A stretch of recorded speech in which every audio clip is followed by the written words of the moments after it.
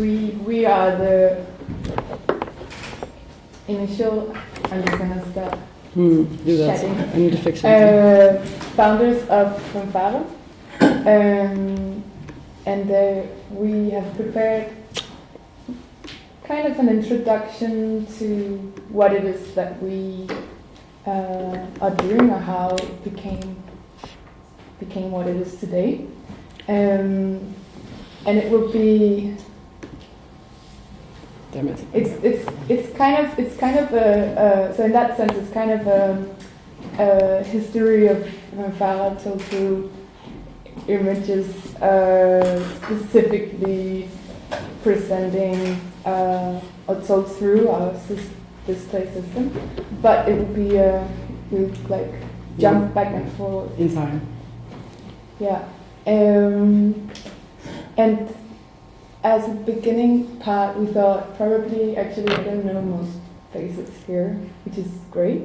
But because of that, we also thought like we can tell like the whole shebang, that The whole story.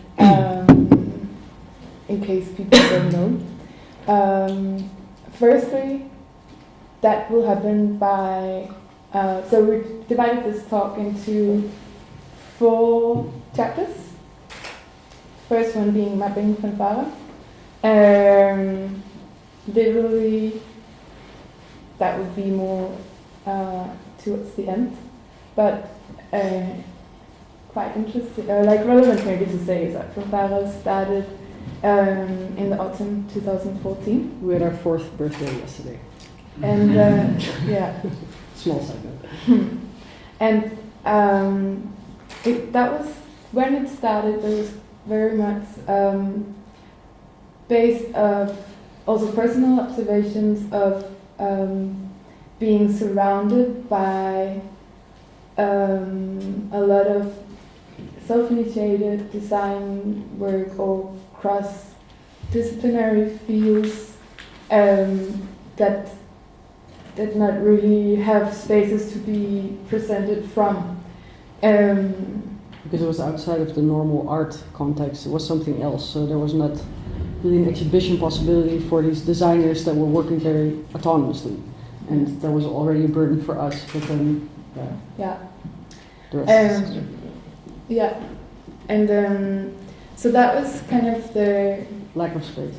lack of space, which is our first image.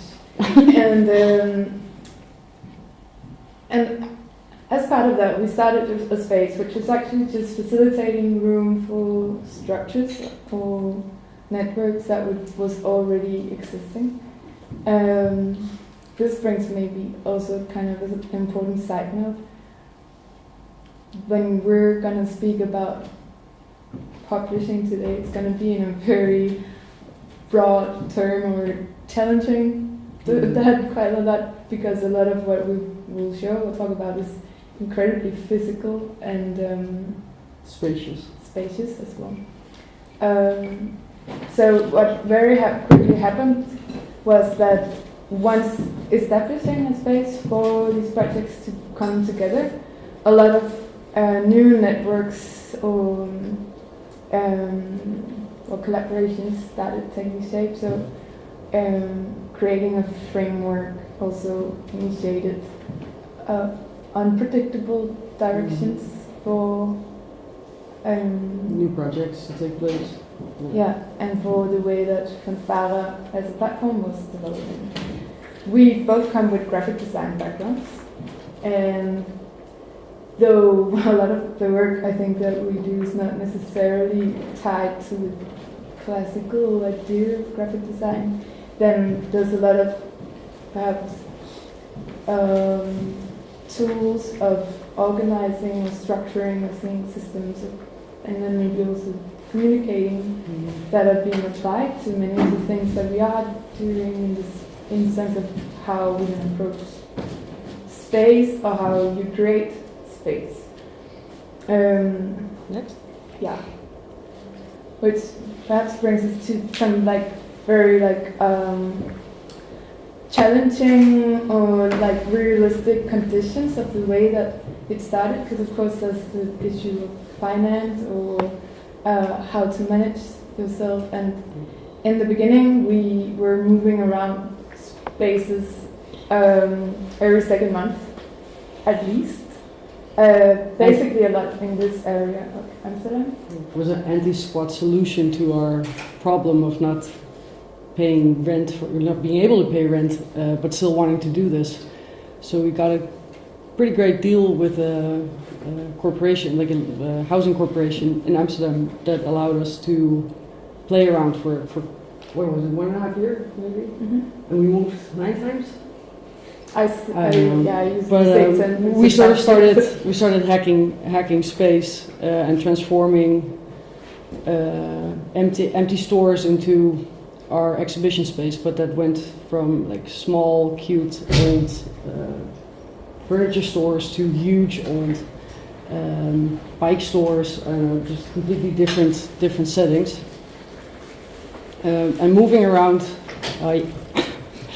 And moving around also made us very flexible in the sense that we would seriously have to adapt every time we would move, and we would still have to be presenting ourselves in a way that it was recognizable. So as you might notice now, we always painted our front blue and white stripes, which is sort of our logo, which is a continuous thing. So we've been very nomadic throughout this Amsterdam West Center, mostly. Our only trip outside of the West. And being here today, no blue stripes. But all this nomadic movement made us think that we needed something to carry with us, like a furniture or something to display. And that's what most of the presentation is going to be about, is this display and its function and the ability to tell stories with those things, with these materials. The thing that's was holding. Yeah, I put him here. It's like it became the building blocks for our organization, basically. Yeah, and in a sense, also it became a way of really considering the content that we were working with, and often that we were working with a lot of other very diverse backgrounds of designers and artists, and this is where I guess also we're challenging the tiny bit of physical publishing, because we ourselves, when developing the system, which we'll talk more about later, I guess also initially thought about it a lot as also creating a space for publishing, but in space, but content that needs a spacious approach. Structure. So the set is built to hold anything from a book to a movie to a I don't know. It should be fit for basically anything that is produced. So it could provide the structure for it. And in that sense, it's sort of like a mega Meccano, but then for grown-ups, sort of. And it became a really nice way to tell certain stories and to guide people through a space. I think that's what's coming now.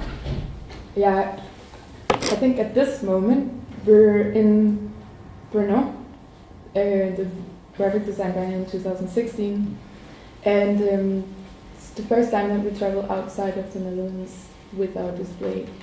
And prior to that, this travel of places that you see kind of made us aware so that it did not really matter that much, like actually where we were, the surroundings, but that this display system started to also become our home, an identity, which actually then opened up a lot of publishing freedom in a physical sense. Yeah. We would easily claim space by just putting this structure in there, because then you would know, add some blue stripes and you know fanfare is there, basically. So that was a very powerful tool for us that we probably wouldn't have gotten to know if we weren't starting with this very anti-squatty beginning of our organization, because then we would have never made this and would have never thought about this system in that way, or like there wouldn't even be a system, probably. Now we have a bunch of photos showing our display in various spaces.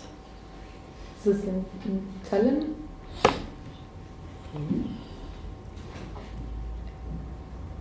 This is just here, close up. Yeah. So the nice part where, or at least where it really gets interesting, is where there's also people involved, or like you create dynamics to a space. You can make the same space change completely according to the way you structure the setting. If you make it very intimate, you can make it very spacious. You can make practical things, but you could also keep it. You can create a vibe, basically. This was actually this was actually a bookstore at that moment. So it was a seating area plus a little library in fanfare 2 doors down. It was a pop-up sensitive. Yeah. And in fact, the clothing rack that stands in the corner is the remains of the first display. Completely hidden. Yeah. Oh yeah, family photo. Here it was set up as sort of a living room in Brno also. This is for the project Fanfare Inc. We might tell a little bit about that later. Yeah, we decided if we speak too fast and we need to fill out time. That will be fill fun. that project. You think about it for a long time. In Brno, we had a very optimistic idea of having a space which should change completely every day with the structure. And just before we went, we received a custom-built structure which was supposed to be a bit more steady than the one that we made ourselves. And then it was wrongly constructed, which meant that it took ages and a lot of stubbornness to make anything actually stand. So anyway, we had this program of 4 days of completely changing settings. First day was focusing on, I think, moving imagery within graphic design. Second day was it was sound and design. It was like different focuses, and basically we ended up constructing most of the day. Yeah, like 70% of the time, and being very unintentional, performative in our own environment. It was very honest, and it was also something we'll never do again. Nope. Yeah. Yeah, we did 4 exhibitions in 4 days And then for we got it why we haven't seen that many other places, because it's a good idea. But I mean, what the nice thing was that we could take the system apart and build it up again for completely different content, and we would create our own little house inside. Yeah. I mean, there were many other things going on, but we would just have this space that was constantly changing, but with the same elements. So every day was, showing other contents. And in a way, the fact that we were working all the time and we're having kind of a construction site for more than half of the time was actually probably, I think some of them was honest part of all of it, because it was a very honest insight to creative practice, which is actually something that we've brought along with other exhibitions later on. This, for instance, here with an exhibition in Chaumont. Is it really yellow? Yeah, it's really bad. But where the book cover has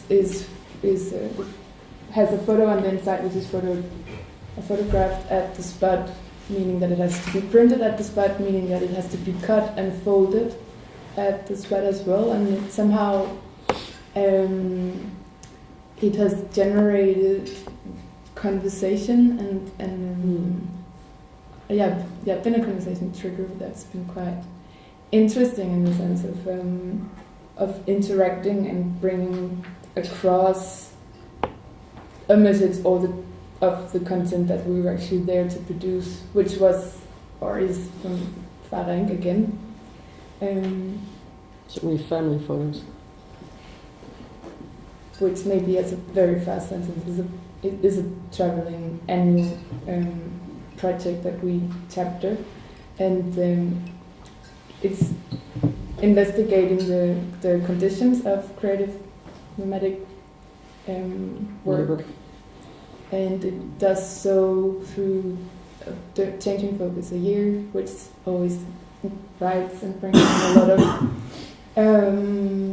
creative studios from different places in the world. And this is what we can talk about a lot if we have time. But let's talk about the display system. So now we're actually going a bit back in time. Consider early considerations into this structure. This is a page from a book that a publication that we made, which is the first quote we ever wrote down on this display system that we had created. And we've had a conversation that we've later transcribed. We're not going to read that out loud, don't worry. But there's a couple of things that we took into account when we talked about the structure, and this was before we took it all over the place and built up many exhibitions with it. But perhaps actually when we said that it was kind of, I think it was kind of an assignment that we gave each other before talking, that we had to visually also consider what the idea of a display system, or what a display system actually can do, and how you, as being the one constructing or building that display system, also gain power, control to navigate people, or to tell the story differently, order the content. Yeah. And we have very different approaches to that ourselves. So, whereas one is very, I think, abstract and considering like a very big space that you can create almost of invisible walls, but that still actually direct people.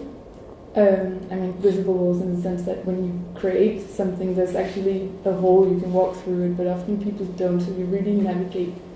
You make a route for people to go through content, basically. But on the other hand, it can also be a very concrete thing. It can also be a tangible, understandable shape of a table or a shelving system or, a screen and a bench.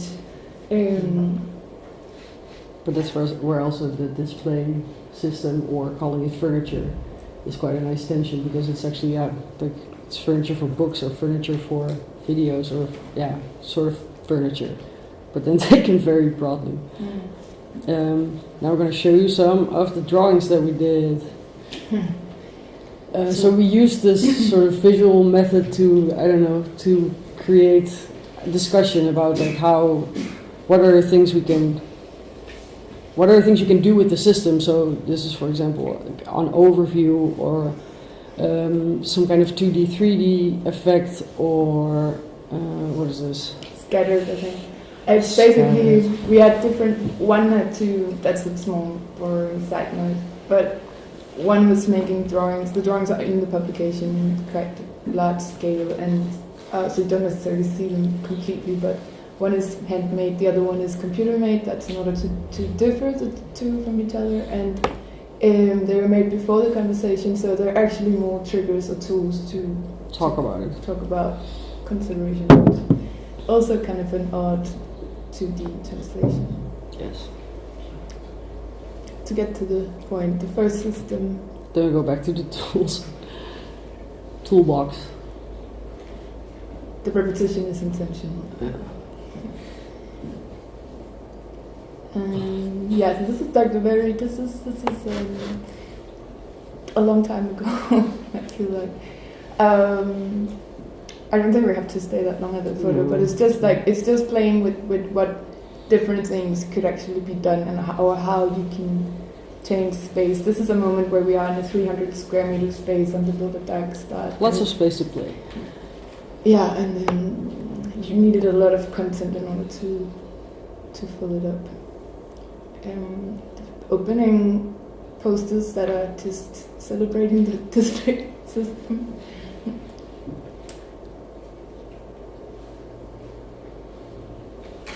Yeah. Anyway, these were just photos of tryouts that we did, or also photographing it walking around it, seeing what we can do with it. This was like the first time we actually had the space to play around, and that's also the moment that this book was made. How do we use this to show what we show? Does that make sense? No, what we exhibit, like all the projects we take into account in running fanfare. This was then one of the first moments where we really started using it, and we're thinking about how it could enhance or could collaborate with the people who made the work, or it was our own work, and how we could use it to, I don't know, be of benefit for every party involved. Oh. Which is a quite nice overlap to the last part of the talk. Because, well, the display in itself also describes generally, I think, an approach of fanfare, and I think the approach and the display kind of develop in parallel at the same time. And that is that this display, along with the way that our identity works, has really very early on become tools that we would give on to people that we were working with as well. Often we work with I think almost everyone that we work with are very dedicated, motivated, have probably completely different approaches to shape and space as well, but in common there's a lot of designers and artists where we actually thought it was almost even more exciting to see how other people were using the system. I think we start off with a little video. Just to stop the talking for a second. Oh, yeah. No. It's a sound.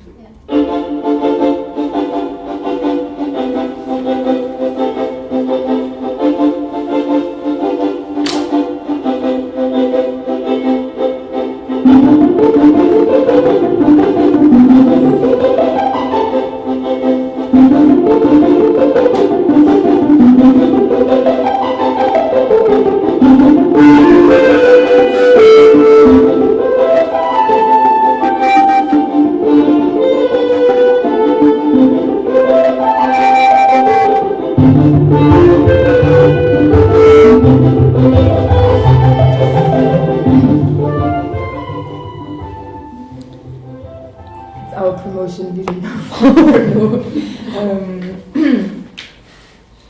Just giving a little live element to you should always change and have some of those elements. This system is made for an exhibition called Superstitious, which is including result prints from a lot of different designers, and it's initiated by a French design studio called Contact Studio. I think actually because they got a result printer, and then that has kind of kickstarted a lot of things that they do. But this monster is not built by us, but built by them. No, it's the first. I think we actually couldn't be there because we had to do something else. But we were just like, "Here's everything. Good luck." And I don't know. Usually we would sort of be there to like maybe say like, "You can do this and you could do that," but then we just left. And then 2 days later we came back and they built this thing, and it was actually really, really nice. Yeah. But I don't think we would have ever thought about putting it up. Like, I don't know. We were working with it in such a different way, and pleasantly surprised with how people can, like, I don't know, take your elements and put it together in a way that makes you think about your system even differently again. Yeah. Even though you've built it up already, I don't know, 20 times. I think actually an initial idea of us talking now was actually to give, it just started with that we had to give instructions because possibly the display could be used during the workshop. That's not, I don't think that will be the case or that there's time for that now, but instead we get this. If anyone wants to come and play one day. Yeah, this is with the lounge of a pub, which is speaking of publishing, I don't know if there's anyone from here, but no, they're all at the publishing fair. yeah, they are, and but it's a student initiative from the Sandberg Institute, which is publishing unpublished student projects, and it has a very vivid and lively and playful vibe to it, because that's what you're allowed to do when you're studying still, I guess.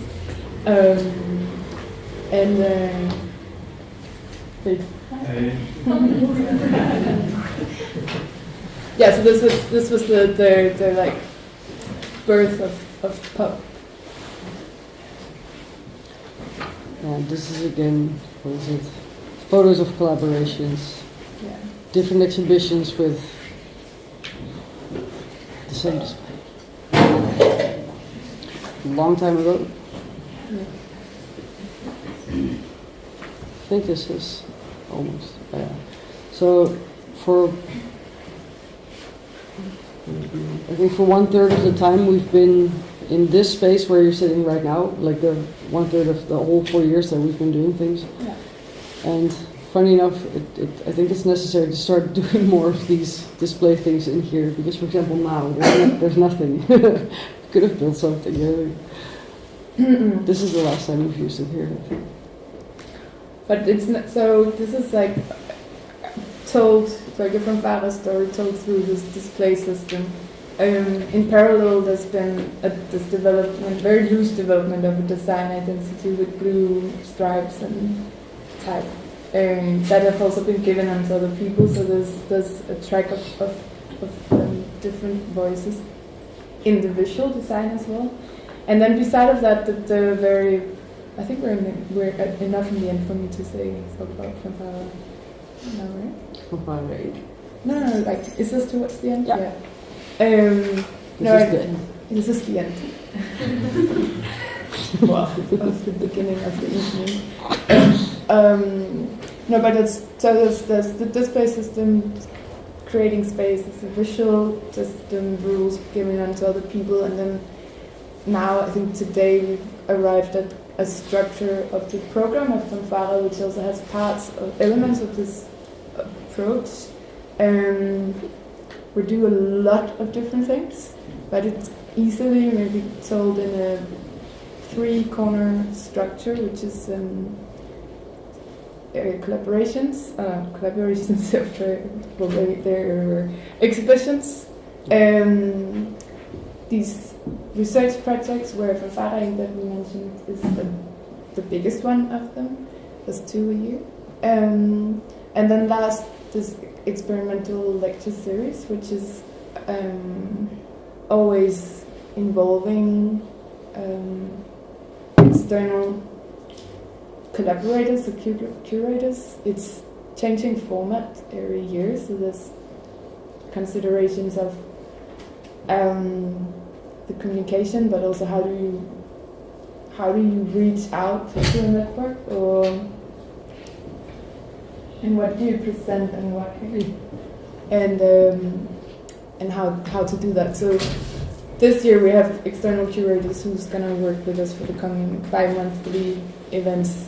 Before we've done kind of a Chinese whisper system where one person would invite the next person and the next person, and we've had a year of trying to do it without any communication or not using any secretive event making. Bad idea. And the great thing is that there's a lot of things that goes wrong, and that there's also room for that in the program, the activities of fanfare.